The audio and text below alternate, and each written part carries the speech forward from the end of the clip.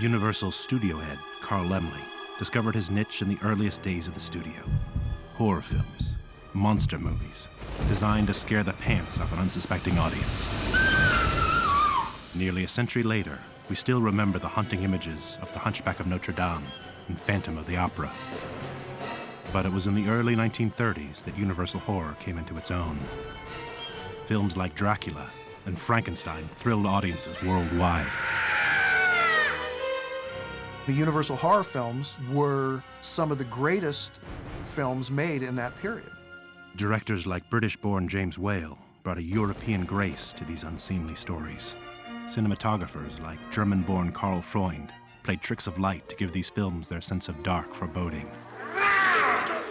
And then, in 1932, on the heels of Dracula's enormous success, Carl Laemmle enlisted Freund, this master cinematographer, to direct his newest franchise, The Mummy. I can think back to when I was a second grader and began to get my subscription to Famous Monsters of Filmland. And I remember when the cover was of The Mummy, and it immediately got taped above my headboard in my room. When I saw that movie, it wasn't just a horror movie. It was also adventurous and romantic and really exotic. And it really swept me away. The thing people remember about The Mummy is the first 10 minutes, really. I mean, you're in Egypt, it's the British Museum expedition, and there they are working away on this mummy that they've dug up. And the archaeologists are sitting in the foreground, and behind them is this creature lying there in the sarcophagus. And it's Karloff in the most amazing makeup. Boris Karloff, fresh off The Monster and Frankenstein, was brought on to play the dual roles of Imhotep and Ardeth Bey. In real life, Karloff stood only 5'11", and yet he seemed to tower menacingly over the film. I remember as a kid seeing The Mummy and loving the fact that I was seeing Karloff in 2 makeups. Suddenly, you have Karloff in this incredible old age makeup where you really can believe he's 3,000 years old. The original movie is absolutely gripping. In the years following The Mummy's enormous success, Universal returned to the franchise again and again, with films like The Mummy's Hand and The Mummy's Curse. And then for decades, The Mummy lay dormant, waiting. And then in 1999, Universal was to awaken The Mummy once again. When I heard they were trying to make it, I called them up and set up a meeting and went in. I wanted to do The Mummy because I really had it down. I had the whole story. I just knew what I wanted to tell. It was this big, sweeping, romantic, action-packed adventure movie wrapped in a mummy movie, if you will. It had horror and humor.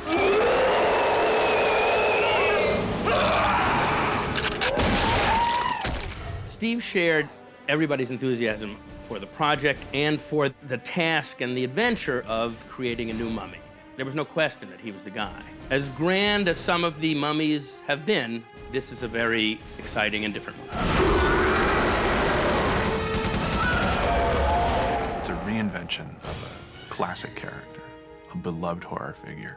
We all remember Boris Karloff, and we look towards those productions with a nod and a wink, and that's old school. We pay respect to it.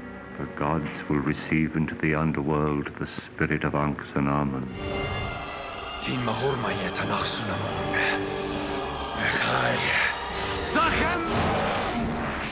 We're doing a remake of the original Boris Karloff mummy because that involved the character of Imhotep, the priest who challenged the gods and was then buried alive. And the core of it, it's about a tragic and maybe even an evil romance, but it's about a romance nonetheless. And what he does for love, even if it means destroying the world. We've created a character who's formidable, fierce, can shape change, can summon the 10 plagues on the earth. In order to thrill modern audiences, the new Mummy needed to do more than just revisit the past. It needed to carry the franchise into the forefront of visual effects. It's one of the most tremendous efforts of visual effects artists that I have ever personally witnessed. What Eilem has done is give the Mummy an energy and a personality that could not have been done in earlier times. So many people work so hard to bring those ideas to the screen so that Stephen Sommers' vision could really become a reality. This new mummy became a box office phenomenon, grossing over $400 million in the summer of 1999. The filmmakers immediately set to work on The Mummy Returns. There was more life in this mummy yet. Within a couple weeks, I started trying to, figure out the whole story because I wanted it to be a new adventure. Oh, I hate mummies. It's got more special effects and a lot more action, but it had to be more romantic. And I thought, Brendan and Rachel now are very happily married. They're a great romantic couple. And I thought, why not? They should have a child as well, and we'll play with that. And that was part of the adventure and story. It just seemed there'd been a good progression in character and story.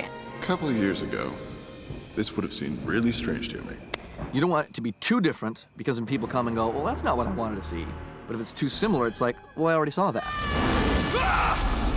With the first film being successful, you've got to get that balance right of having the same elements. You can't sort of turn out a completely different film. But the confidence of knowing that the first one worked allowed Steve to be a little bigger with the ideas, a little bolder, if you like.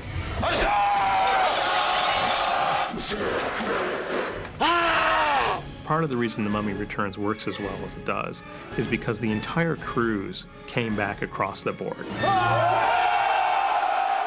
Not only did we have the same cast, the same director, the same visual effects people, we also had the same special effects people and the same creature and makeup people. The Scorpion King is probably the most difficult thing that we had to do on this movie.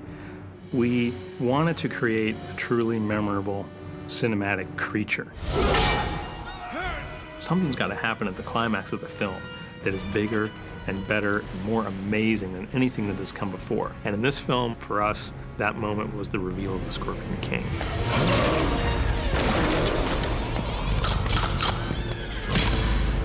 The films have held a fascination for film audiences because the mummy is a beloved character. It's part of creating an illusion. That's what the audience comes to see. They want to root for the good guy and they want to boo the bad guy. I think that's what the movie sets out to do. It's fun, it's romantic, it's action-packed. I think it's a roller coaster ride. You just get on and go, and before you know it, it's over. I think it's just very entertaining. From Boris Karloff's Unforgettable Awakening to Brendan Fraser taming the beast, The Mummy lives on into this century and beyond.